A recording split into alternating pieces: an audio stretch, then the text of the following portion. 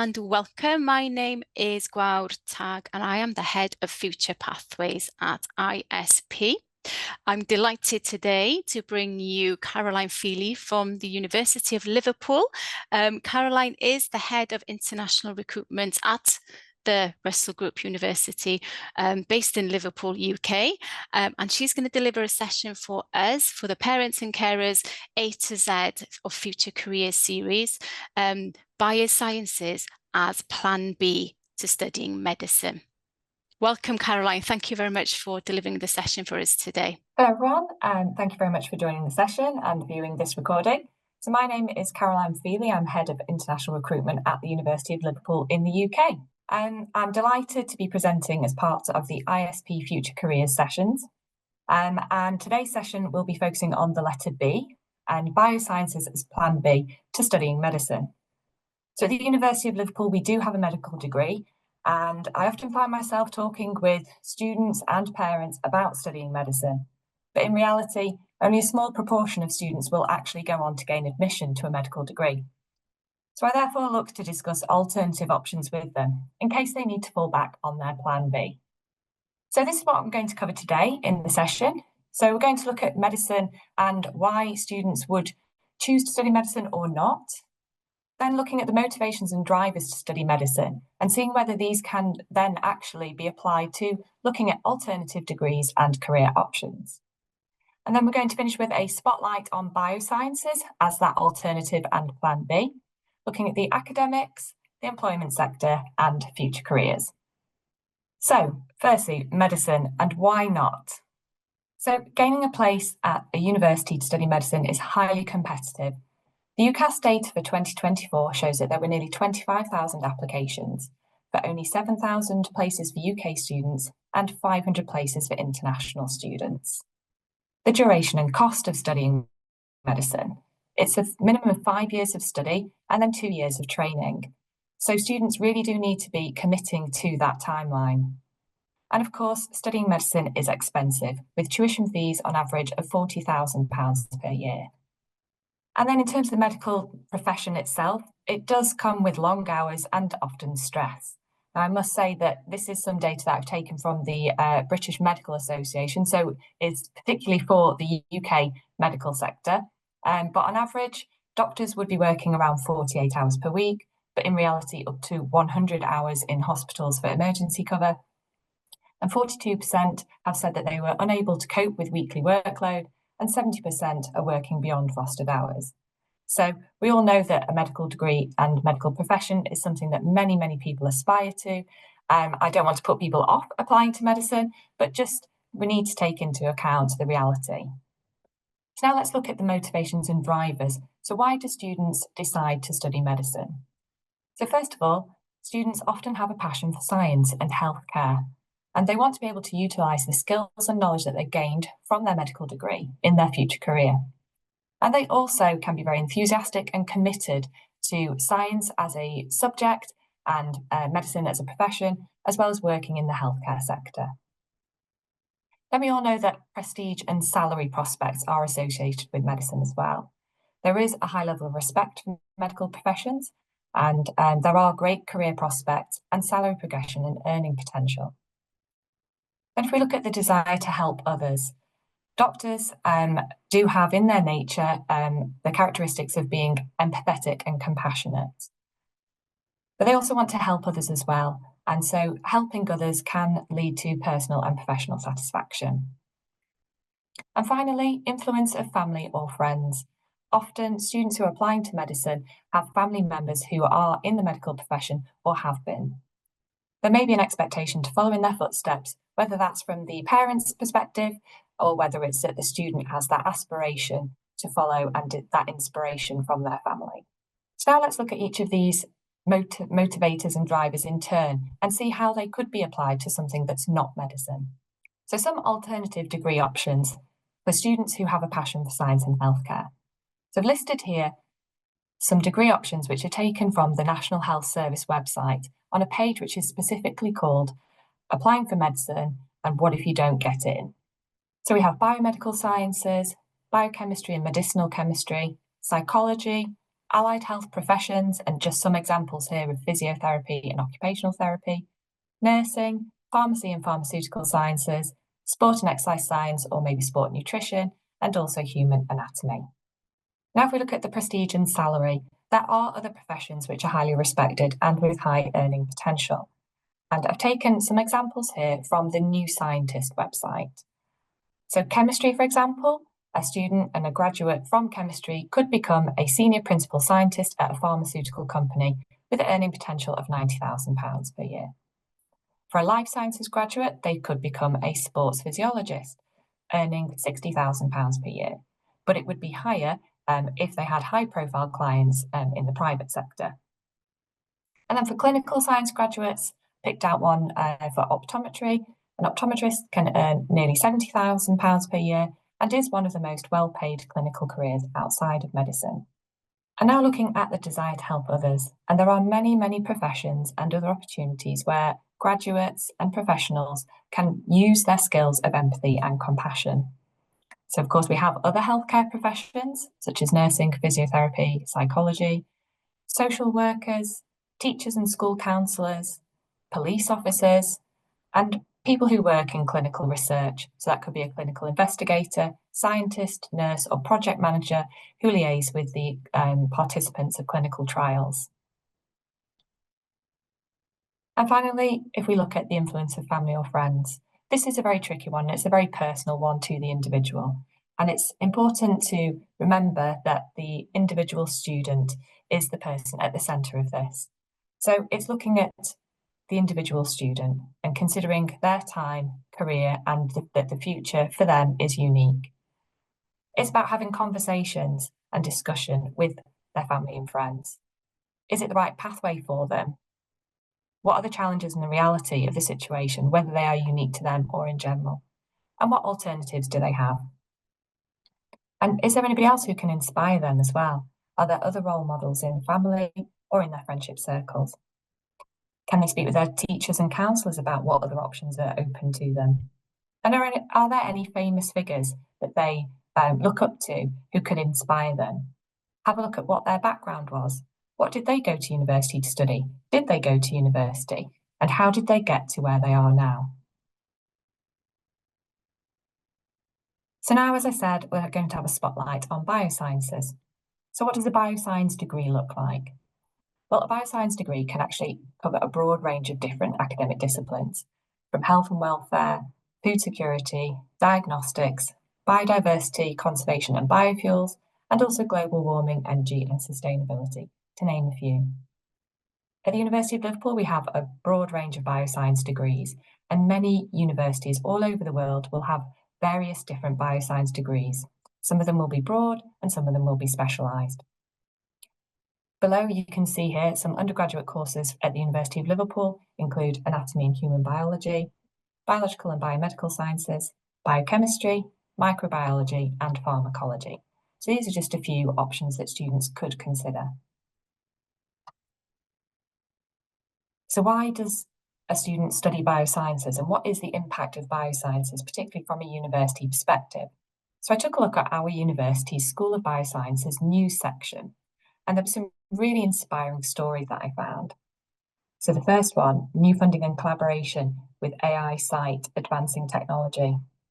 So University of Liverpool AI diagnostic technology spin-out company AI Site has successfully concluded a 7-figure equity funding round from experienced healthcare industries. The collaboration between InHealth, AI Site and the university will allow further clinical studies for AI Site's unique AI diagnostic technology.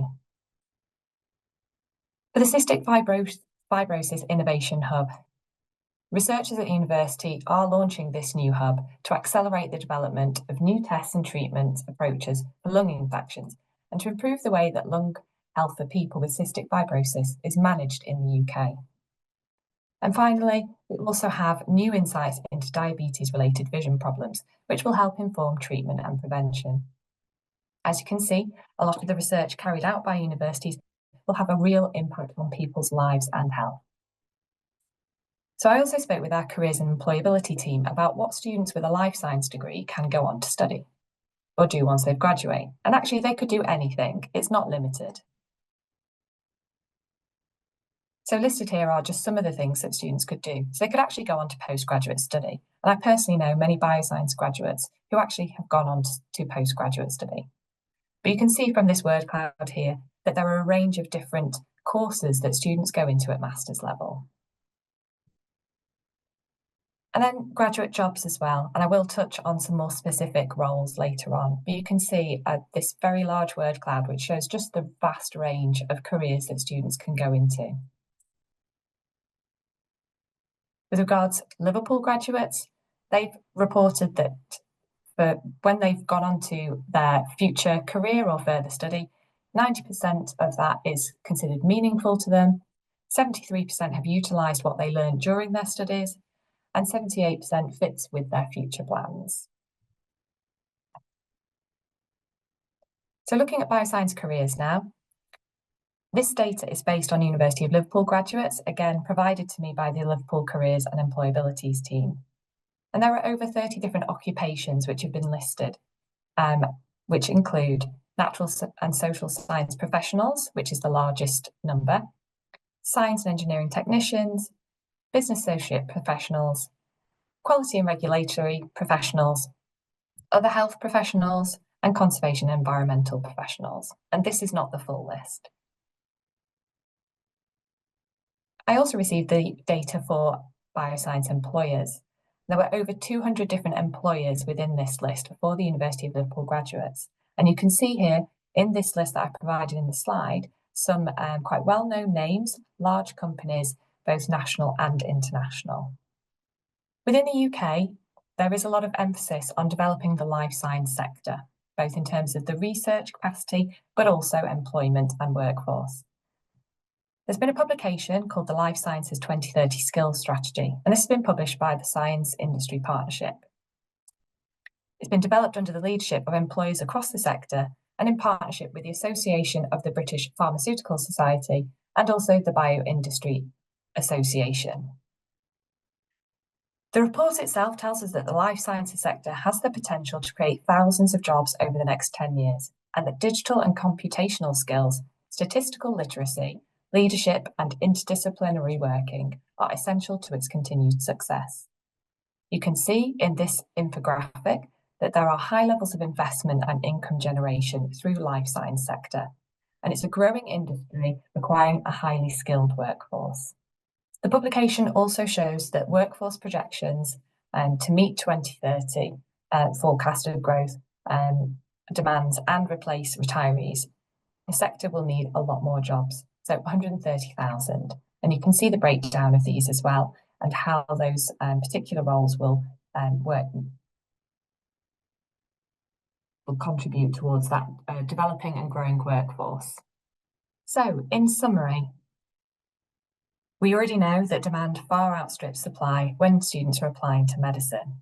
This means that students do need to have that plan B.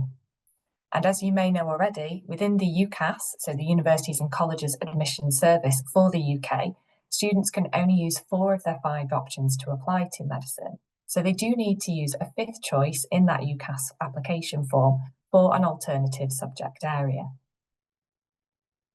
Medicine isn't necessarily for all students.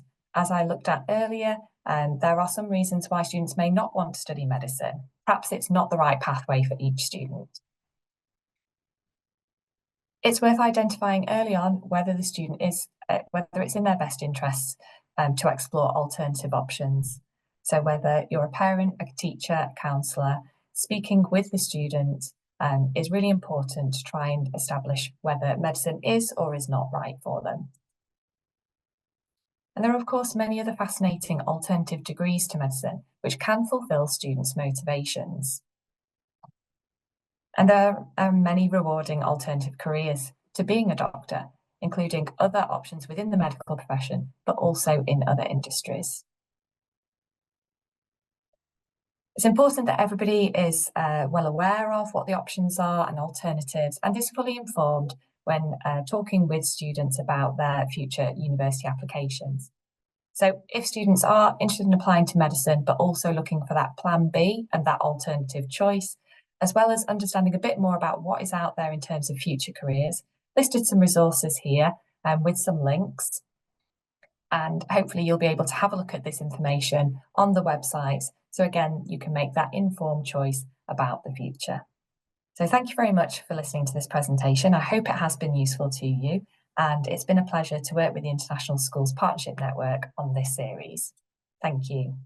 Caroline, thank you very much for that very insightful session. I particularly enjoyed the reference to the Life Science 2030 strategy for the future as well. It really does encapsulate the focus that will be in this area in the future.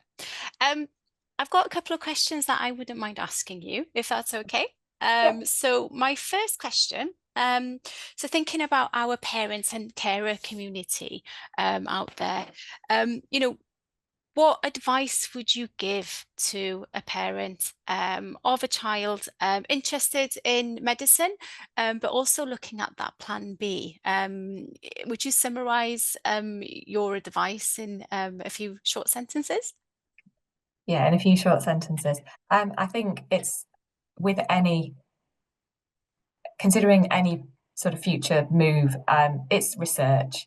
It's having a look at what the options are, researching desk-based research, including looking on university websites for the course information, what study opportunities there are, whether that's within medicine or other sciences or even any other degree programme. But also discussion and conversations. It's all good and well having the information to hand, but if you don't talk about it, then you're not going to make progress in that decision-making sort of journey for students who are considering their options at university. So sitting down, having those conversations, and maybe even realising through those conversations that there is more information that's required, perhaps having conversations with other people beyond family, beyond the school, to really sort of broaden out the number of people, but also different viewpoints and different advice that students could get. Okay, fantastic. Great advice there. And I did like the reference to, seeking guidance from influencers within your section as well, because there are numerous influences for students these days. So obviously you have your immediate family, your guardians, the school, but alumni and former students who have gone on to study this, and equally who have gone on to the university as well, which is fantastic. How easy is it to arrange to meet with influencers and alumni that have gone into those programs, Caroline? It's a very good question, and most universities will try and make this information and this access accessible to people, so usually through our websites. So, for example, at the University of Liverpool, we have an online chat function where prospective students can actually send questions and chat live to our current students. So seeking current students based within a particular department or on a certain course, they can ask them questions about what's your learning experience like, what are your plans after graduation, and obtaining that very up-to-date and live information directly from the current students can be of real value to prospective students. And when it comes to alumni, that's a little bit more challenging because we wouldn't necessarily have alumni live on our website answering questions. But what we do have is some really interesting graduate profiles.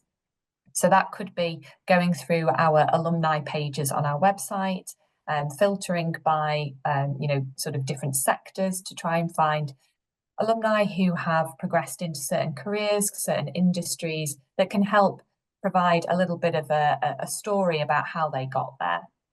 Equally, our careers and employability website will have graduate profiles. So again, a list of job opportunities that students have gone on to secure, as well as which employers they work with. Some of them do have videos, so there's vlogs and blogs. So there's lots of materials out there on the website, as well as the opportunity to engage live with current students. Fantastic. Sounds like a lot of opportunities to explore and to learn more as well. And you shared some useful links in the presentation as well. So we'll make sure that they're available for our parents who are viewing this. And I guess that will leave me just to say thank you, Caroline. We really, really enjoyed the session. It was very, very insightful and a lot of food for thoughts there for parents, for students, looking at alternatives, maybe understanding the reason for having to look at alternatives, and then understanding what those alternatives might look like.